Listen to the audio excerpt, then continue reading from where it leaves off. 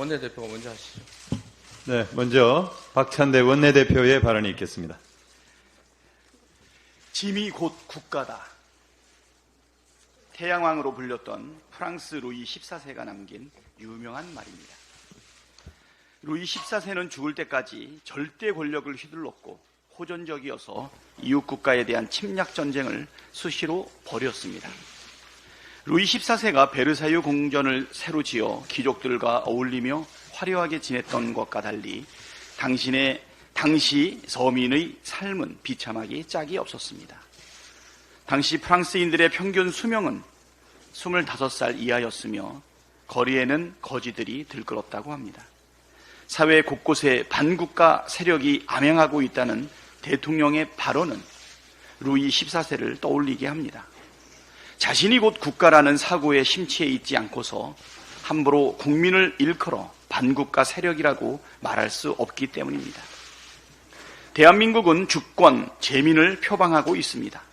우리 헌법 제1조에서 대한민국은 민주공화국이며 대한민국의 주권은 국민에게 있고 모든 권력은 국민으로부터 나온다고 명시하고 있습니다.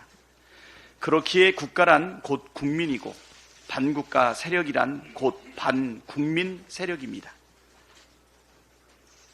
손바닥에 왕자를 적고 대선 TV 토론에 나와서 자신이 왕인 줄 착각하는 것인지 몰라도 대통령이 반국가 세력을 운운하는 것은 시대 태행이며 반헌법적 행위입니다. 루이 14세가 살았던 17세기 말 18세기 초 프랑스도 아닌 2024년 민주공화국 대한민국의 주권자인 우리 국민이 대통령으로부터 반국가 세력이라는 말을 들어야 할 이유는 전혀 존재하지 않습니다. 우리나라 역사에서 반국가 세력을 운운하던 시절이 잠시 있었습니다. 독재자들이 자신의 권력이 위기에 처했을 때 정적을 탄압하고 제거하기 위해 반국가 세력이란 낙인을 찍었습니다. 조금 더 거슬러 올라가 일제강점기 일본 제국주의자들은 통치에 따르지 않거나 항거하는 독립운동가들을 일컬어 불령선인이라 낙인 찍고 탄압에 열을 올렸습니다.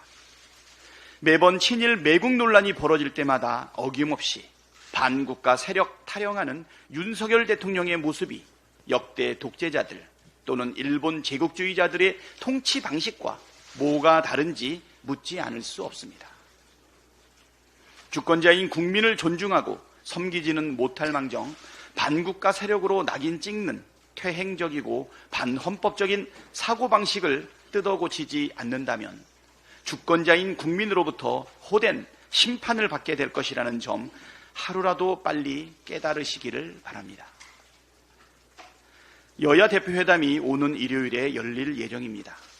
용산의 묻지마 거부권 정치로 꽉 막힌 전국에서 모처럼 정치를 복원하는 계기가 되길 바라는 국민의 기대에 부응하는 회담이 되기를 희망합니다. 한동훈 대표도 민생을 여러 번 강조해온 만큼 이번 회담에서 민생 문제, 특히 침체에 빠진 내수 경기를 회복하기 위한 해법에 대해 심도 깊은 토론과 결실이 함께 나오길 기대합니다. 작년 한 해에만 100만 명 가까운 사업자가 폐업할 정도로 지금 내수 경기는 외환위기 이후 최악의 상황입니다. 비록 대통령이 거부했지만 민생회복지원특별법은 소비자에게 소비 지원을, 자영업자와 소상공인에게 매출 지원을 통해 침체된 골목 상권을 살리고 지역 경기를 살리는 민생회복 심폐소생 조치입니다. 민생을 강조하는 한동훈 대표가 반대할 이유가 없습니다. 오히려 민생을 거부한 윤석열 대통령과는 차별화된 모습을 보여주는 것이 지난 국민의힘 전당대회에서 드러난 당신과 민심에 부응하는 길이기도 합니다. 현금 살포라는 거짓 선동에서 벗어나 민생회복지원특별법에 적극 찬성함으로써 민생의 진심인 모습, 대국적인 정치를 하는 집권여당 대표다운 모습을 보여주길 바랍니다.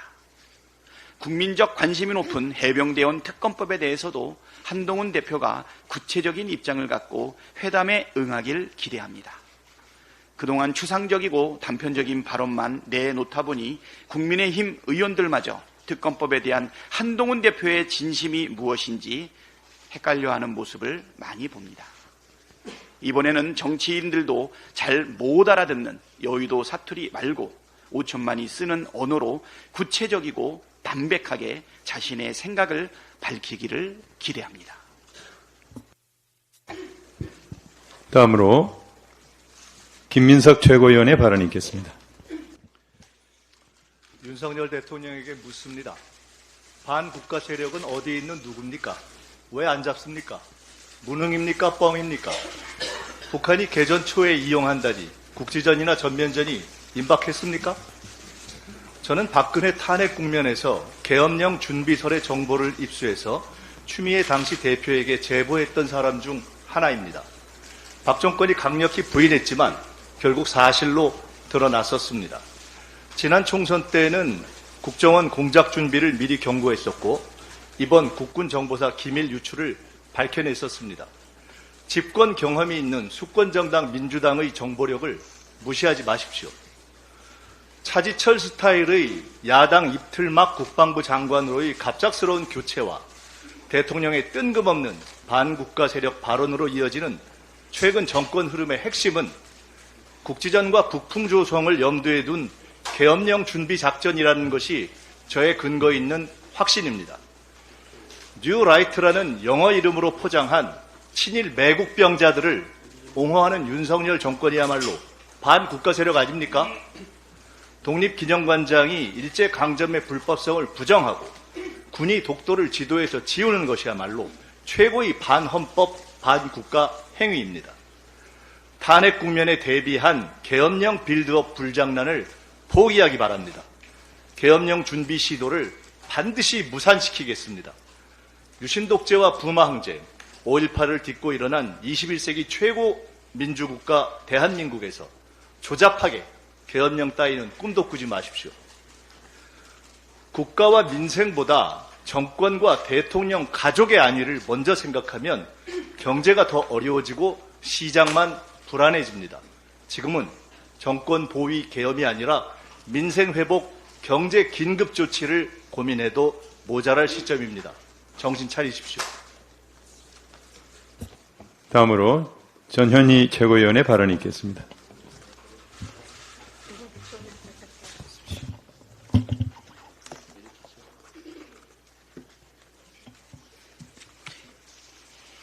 네, PPT 좀 띄워주십시오. 영상.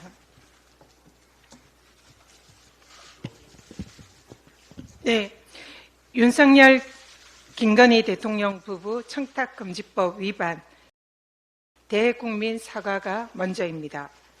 김건희 여사의 명품백 수수 사건의 본질은 윤석열 대통령의 청탁금지법 위반, 사실상 대통령의 범죄입니다.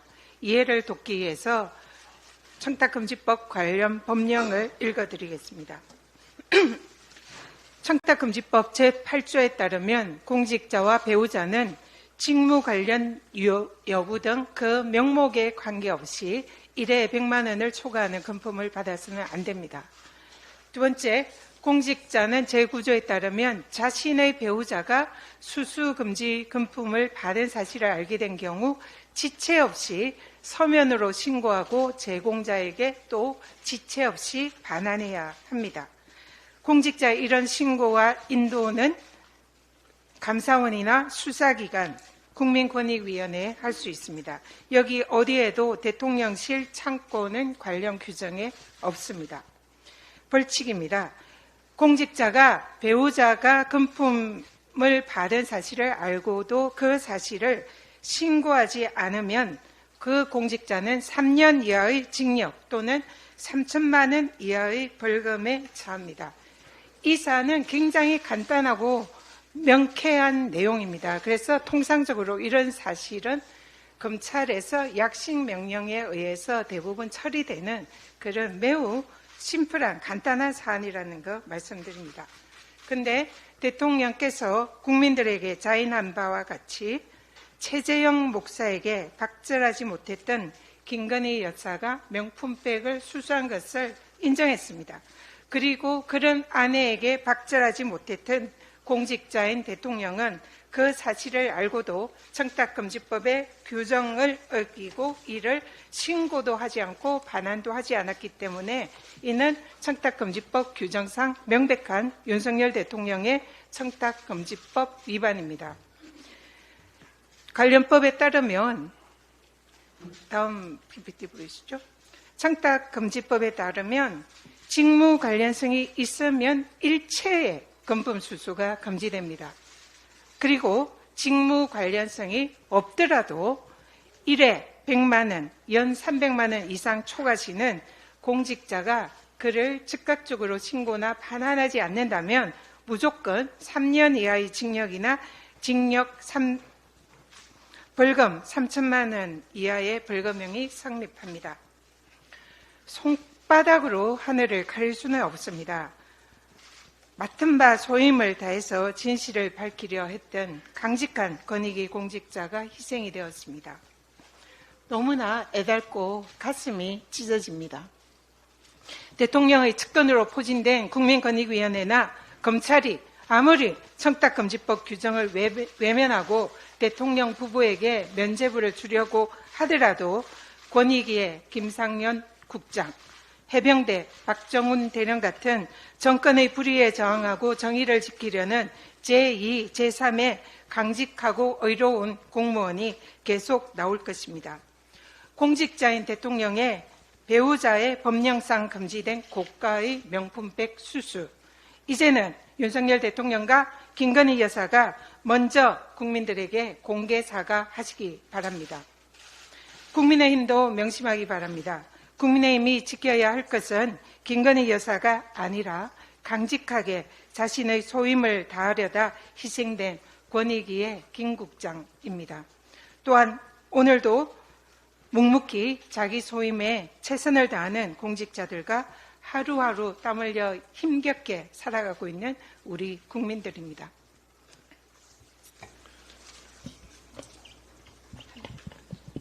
한동훈 대표가 당대표로 취임한 지 한 달이 지났습니다.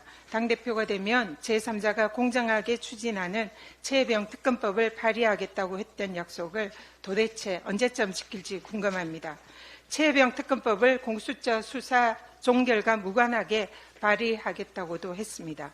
그런데 최근에는 민주당이 한동훈이 주장하는 제3자 특검을 수용하겠다고 하자 이제는 특검법 수사 대상에 제보 공작 의혹도 포함시켜야 한다라며 자꾸 조건을 달며 오락가락합니다. 한동훈 대표가 선거에서 당대표가 되기 위한 아무 말 대잔치에 최혜병 특검법을 이용한 것이 아니라면 더 이상 구차한 조건 달지 말고 진정성 있게 민주당과 최혜병 특검 논의에 응하십시오. 그리고 여야 대표회담과 관련해서 국민의힘 내부에서 특검법 동의를 얻어낼 자신도 없고 대통령의 특검법 거부에 대해서도 아무런 반대 목소리도 못 내는 한동훈 대표가 자신이 사실상 여야 대표회담 성과를 낼 수 있는 아무런 권한도 없는 무력한 대표라는 것을 감추기 위해서 대국민 보여주기식 쇼에만 집중하는 것이 아닌지 의구심이 듭니다. 집권 여당다운 사안 해결식의 여야 대표에서의 진정성을 다시 한번 강력히 요청드립니다. 이상입니다. 다음으로 한준호 최고위원의 발언이 있겠습니다. 네, 오늘 과방위에선 방송장악 3차 청문회가 열립니다. 그런데 이곳에 나와야 할 사람이 안 나오겠다고 지금 버티고 있습니다. 바로 방송통신위원회 김태규 직무대행입니다. 갖은 핑계를 대면서 불출석 사유서를 제출을 하고 그 내용은 아주 가관입니다. 이 병원에 주사 맞기 싫어서 안 가겠다 이렇게 버티는 애 같습니다. 불출석 사유의 핵심은 과방위로부터 고발 대상이 돼서 증언을 못하겠다. 명백한 피해자 코스프레입니다. 지난 2차 청문회에서 이 과방위원들이 김태규 직무대행에게 공영방송 이사선임 과정을 수차례 질문을 했는데 이에 대해서 비공개로 진행된 내용이라 답변할 권한이 없다. 이렇게 증언을 했습니다. 자, 청문회 내내 이런 상황들이 반복되면서 이에 대해서 국회 증언감정법 제12조에 따라서 고발 조치를 한 것인데 김태규 직무대행께서는 이게 억울합니까? 본인 발언을 한번 살펴보겠습니다. 저는 위원회 구성 문제에 지나지 않는다. 그래서 권한이 없다. 이 발언은 궤변입니다. 공영방송 이사 선임과 관련된 회의는 인사관리에 관한 사항이므로 비공개하겠다 결정, 이게 누가 하는 겁니까? 바로 본인이 한 것입니다. 방통위법 제13조에 따르면 위원회 의결로 비공개 결정을 하도록 되어 있습니다. 본인이 비공개로 결정을 해놓고 비공개로 진행된 내용에 대해서 답변을 할 권한이 없다. 이런 이야기는 궤변이 아니고 뭐겠습니까? 더욱 가관인 것은 권한도 없다는 사람이 오늘 임명장을 받기 위해서 출석을 할 수 없다. 이렇게 불출석 사유서에 제출을 했습니다. 위법적인 이준수, 김태규 이 2인 체제는 7월 31일 오후 5시에 전체 회의를 열어서 1시간 반 동안 83명의 이사 후보를 심의를 했습니다. 후보자 한 명당 1분가량 걸린 셈인데 저는 이게 가능한지 모르겠습니다. 기네스북에 오를 것 같습니다. 자, 이렇게 날림으로 선임한 이사들 몇몇도 휘황찬란합니다. 법조비리 스캔들 소위 스폰서 검사 사건에 등장하는 인물이 있는가 하면 KBS 이사로 앉힌 인물은 방통위 측 소송 대리인으로 방통위를 비호하고 있습니다. 이런 자들을 앉히기 위해서 군사작전하듯이 심의를 뚝딱 해치운 것입니다. 윤석열 정권의 동조에서 공영방송 장악에 부역할 만한 인물이라면 결격 사유가 있든지 없든지 한 자리씩 내준 것입니다. 또 이진숙 위원장은 7월 25일 인사청문회에서 MBC의 편향성을 시정할 수 있는 이사가 선임될 수 있도록 최선을 다하겠다라고 말했습니다. 그 결과가 바로 7월 31일 자행된 언론장악 구태타입니다. 2010년 MBC 장악을 위한 국정원 문서 제목이 2010 MBC 정상화 전략 및 추진 방안이었다는 점을 돌아볼 때 이준숙 위원장의 편향성 시정 발언은 MBC를 다시 장악하겠다는 신호탄입니다. 김태규 직무대행은 19일 기자회견을 열어서 과방위원들을 맞고소하겠다라고 으름장을 놨습니다. 정권 충성 폐기는 좋습니다. 하지만 국회 입법조사처는 헌법상 불가능해 보이면 피고발인이 국회의원을 맞고소한 사례는 그 사례를 찾아보기 어렵다. 이렇게 지적을 한 내용이 있습니다. 읽어보시고 충성쇼를 하시기 바랍니다. 김태규 직무대행에 촉구합니다. 국회에 겁박할 시간이 있으면 청문회에 출석해서 당신이 이야기한 유일한 위원회 구성분자로서 증인의 의무를 다하시기 바랍니다. 청문회 불출석도 죄가 될 수 있다는 점 명심하기 바랍니다. 마지막으로 오늘은 언론 장악에 맞서 싸우다 세상을 떠난 고 이용마 기자의 5주기입니다. 몸바쳐 투쟁했던 이들에게 부끄럽지 않도록 언론개혁의 의지를 다시 한번 가다듬도록 하겠습니다. 이상입니다. 다음으로 김병주 최고위원의 발언이 있겠습니다. 일진의 같은 인사를 청산하라. 이종창 광복회장이 어제 윤석열 대통령을 향해 한 말입니다. 그러면서 국민적 공감대 없이 일본과의 친선 우호만 강조하는 대일 정책에 매우 실망이라고 꼬집었습니다. 나라의 정체성 확립에 매우 중요한 기관장들을 친일 인사로 채우고 있다고 일갈했습니다. 일진에는 대한제국말, 그러니까 조선 말기 일본의 무력 침탈에 적극적으로 호응한 친일 단체입니다. 윤 대통령과 아주 가까운 보수 인사가 일진회라는 단어까지 꺼내며 비판한 것입니다. 이 정도면 자신과 그 주변을 돌아보는 게 상식입니다. 그런데 이 와중에도 국가보훈부는 광복회를 조사하고 있습니다.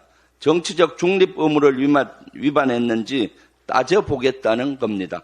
친일 편향적인 국정기조를 바꾸라는 축사 내용을 문제 삼고 있습니다. 자신을 비판하는 모든 이들에게 재갈을 물리겠다는 겁니까? 광복회는 지난 15일 자체 행사장에 일부 지도부를 제외하고 민주당 국회의원의 자리를 마련하지 않았습니다. 저도 그 자리가 없어서 참가는 했는데 복도에 있을 정도였습니다. 정치적 중립을 지키기 위한 조치였습니다. 광복회에 대한 보복성 조사를 당장 중단하십시오. 광복회를 조사해 정부 지원금을 끌어 길들이려는 수작 당장 멈추십시오. 그리고 독립기념관 노조가 김영석 사태를 거듭 촉구했습니다. 독립기념관이 걷잡을 수 없이 무너져 가고 있다. 어렵게 쌓아 올린 국민의 신뢰를 한순간에 잃었다. 독립기념관 구성원들은 자괴감과 박탈감에 시달리고 있다. 독립기념관 노조 비대위원회가 어제 성명을 통해 밝힌 내용입니다. 김영석 관장은 논란이 되고 있는 과거 자신의 발언에 대해 역사학자로서의 김영석과 독립기념관장으로서의 김영석은 다르다는 궤변을 늘어놓고 있습니다. 역사학자로서의 경력으로 그 자리에 오른 거 아닙니까? 그 경력을 부정하는 건 자기 자신을 부정하는 거 아닙니까? 자신을 부정하면서까지 자리에 연연하고 싶습니까? 국민을 위해 이제 그만 내려놓기 바랍니다. 그렇지 않는다면 국민이 그 자리를 빼앗을 것입니다. 정녕 국민을 위한 대통령이라면 김영석 관장을 향한 국민의 목소리에 귀 기울이기 바랍니다. 윤석열 대통령이 독재 시대나 쓰이는 표현 반국가 세력을 언급했습니다. 반국가 세력이 암약하고 있다고 했습니다. 나라를 걱정하는 척하면서 정치적 이득을 취하려는 시도입니다. 즉각 중단해야 합니다. 대통령의 역할은 국민을 하나로 묶고 사회 통합을 이루는 것입니다. 반국가 세력이란 표현은 불필요한 갈등을 유발합니다. 국민 갈라치기에 불과합니다. 건강한 민주주의의 발전에 전혀 도움이 되지 않습니다. 민주주의 자체를 위협하는 것은 외부의 적이 아니라 내부의 불신과 갈등입니다. 당장 불신하고 갈등을 조장하는 발언 당장 멈추십시오. 감사합니다. 이상입니다. 다음으로 이현주 최고위원의 발언이 있겠습니다. 네, 윤석열 대통령께서 반국가 세력, 국민 항전 의지 이런 살벌한 용어를 쓰셨는데 이런 시대착오적 발언을 듣는 국민들 흡사 북한의 조선중앙방송을 듣는 듯해서 아주 기가 막혔을 겁니다. 그런데 이 반국가 세력이라는 이 단어, 이 용어의 개념과 관련해서 저는 한 가지 지적하고자 합니다. 윤석열 정권이야말로 반국가 세력으로 평가될 수 있다라는 것을 명심하시고 돌아보셔야 되는 거 아닌가 하는 생각이 드는데요. 반국가, 국가란 무엇인가? 국가의 핵심 요소는 영토, 주권, 국민입니다. 그렇다면 지금 윤석열 정권은 독도라는 우리 대한민국의 영토의 영역과 관련해서 이 독도의 영유권을 형해화시키고 독도의 방어 훈련을 지금 중단하고 있는 이런 반국가적 행위를 서슴지 않고 하고 있는 것 아닙니까? 그러니까 스스로가 지금 반국가 세력화하고 있는데 어디 도대체 누가 반국가 세력이라는 것인지 좀 돌아보시기 바라고요. 그 다음에 우리 헌법에 보면 헌법 전문에 3.1 독립정신 이런 것들이 나와 있습니다. 분명히. 그래서 국가의 핵심 가치인 헌법 가치에 이미 그런 것들이 나와 있기 때문에 반국가 세력이 스스로가 될 수 있다. 그래서 그 부분에 대해서 해명을 오히려 하셔야 되는 게 아닌가 이런 생각이 듭니다. 한 가지 더 말씀드리자면 일요일 날 여야 대표회담이 예정되어 있습니다. 한동훈 대표께서 여야 대표회담과 관련해서 TV 생중계 이걸 자꾸 말씀을 하시는데 이걸 이렇게 합의되지 않은 상태에서 흘리는 것은 예의가 아닐 뿐만 아니라 본질에 어긋난다 이렇게 생각합니다. 이것은 토론과 회담을 구별하지 못하는 행태다. 한동훈 대표께서 TV쇼를 너무 좋아하시는지 모르겠는데요. 지금 국민들은 여야 대표 회담에 대해서 상당한 기대를 하고 이 지금 어려운 민생과 전국 상황을 혹시 이 대표 회담을 통해서 돌파구를 마련할 수 있을지 굉장한 기대를 가지고 보고 있다라는 것을 명심을 하셔야 됩니다. 그렇다면 가장 중요한 것은 이 회담 전에 여야가 안건을 합의할 수 있는 안건을 좁히는 것일 것입니다. 따라서 한동훈 대표께서는 본인이 독자적으로 재량을 가지고 결정할 수 있는 사안이 무엇인지 그 안건을 좁혀서 가지고 오는 것이 우선이지 생중계하는 것이 중요한 것이 아니다. 다시 한번 말씀드리고요. 그 중에서 저희가 분명하게 말씀드리고자 하는 것은 첫째, 특검법, 최상병 특검법과 관련해서 제3자 특검법이든 뭐든 국민의힘의 한동훈 대표가 생각하는 책임 있는 특검 법안을 발의해서 가지고 오시라. 그 다음에 두 번째, 우리 당이 내놓은 25만 원 민생지원금법이 마음에 안 든다면 그 대안을 경기를 부양할 수 있는 대안을 가지고 오시라. 적어도 이 두 가지는 반드시 가지고 오셔야 한다라고 말씀드리겠습니다. 지금 경기가 굉장히 안 좋습니다. 이 문제에 대해서 아무런 책임 없이 정부 여당이 아무것도 내놓지 않은 상태에서 쇼만 하겠다. 이렇게 한다면 한동훈 대표가 항상 말씀하시는 그 국민의 눈높이에 절대 맞지 않는 것이 아닌가. 이 생각을 하지 않을 수 없습니다. 이상입니다. 마지막으로 이재명 당대표의 발언이 있겠습니다. 네, 민생경제 위기가 심각합니다. 내수위기, 자영업위기, 거기다가 민생경제의 전체적인 위기가 격화되고 있습니다. 그런데 기묘하게도 정부만 내수회복을 주장하면서 나홀로 낙관 중입니다. 정확한 진단을 통해서 활용할 수 있는 모든 수단 방법을 총동원해서 민생을 또 경제를 살려야 될 때입니다. 민주당이 28일에 민생회복 지원금에 대한 재표결에 나섭니다. 자꾸 현금 살포 운운하던데 정확하게 말하면 전 국민 소비 쿠폰 지급입니다. 현금 만져본 사람 아무도 없습니다. 그리고 지난 코로나 때 이게 얼마나 서민 경제 지원에 도움이 되는지를 실증적으로 증명한 바가 있습니다. 대안도 없이 상대가 주장하면 무조건 부정하고 보는 이런 마인드로는 정상적인 국정 운영이 쉽지 않다는 점을 다시 한번 생각해 주시기 바랍니다.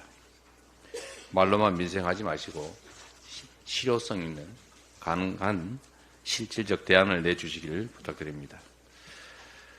코로나가 아주 다시 심하게 유행하고 있습니다. 응급 환자가 한 달 새 4배 급증했다고 합니다. 또 거기다가 7개월째 대책 없이 의정 갈등이 지속되면서 전국 응급의료기관들이 파행 운영되고 있습니다. 상황이 이런데도 우리 정부는 국민의 건강과 안위를 신경 쓰는 게 아니라 일본의 마음만 신경 쓰고 있는 것 같습니다. 정부는 코로나 재유행에 대비한 대책을 실질적으로 제대로 신속하게 마련해야 될 것입니다. 정부 여당이 의료 대란 수습에도 나서야 합니다. 이렇게 정부 예산으로 틀어막으면서 언제까지 견딜 생각입니까? 월 2천억 가까이 국민의 혈세를 퍼붓고 있지 않습니까? 웬만하면 이런 얘기 안 하려고 했는데 저도 한 말씀 드려야 되겠습니다. 반국가 세력 노래를 부르는 것 같은데 지금 우리 이현주 의원께서 정리해 주셨습니다만 국가란 곧 국민이고 국가의 안위를 해치는 게 바로 반국가 세력입니다. 그중에 핵심이 국가를 침략한 행위에 대해서 이를 부정하는 행위, 이게 바로 반국가 세력 아닙니까? 친일 미화, 식민 침해 정당화, 이게 가장 반국가적인 행위죠. 주권, 국민, 영토로 구성되는 이 국가 중에서 영토, 독도에 대한 영유권을, 독도에 대한 주권을 부정하는 행위, 이런 게 바로 반국가 행위죠. 또 국가의 위험을 초래하는 전쟁을 획책하는 행위, 이게 바로 반국가 행위 아닙니까? 이거 누가 하고 있습니까? 거울을 하나 선물을 해드리고 싶습니다. 국민이 부여한 권력으로 국민의 생명과 안전을 지키기는커녕 국가의 위기를 초래하고 국민의 생명과 안전을 위협하는 행위에 대해서는 국민의 그리고 역사의 엄중한 심판이 언제나 기다리고 있다는 점을 명심하기 바랍니다. 회의를 마치겠습니다.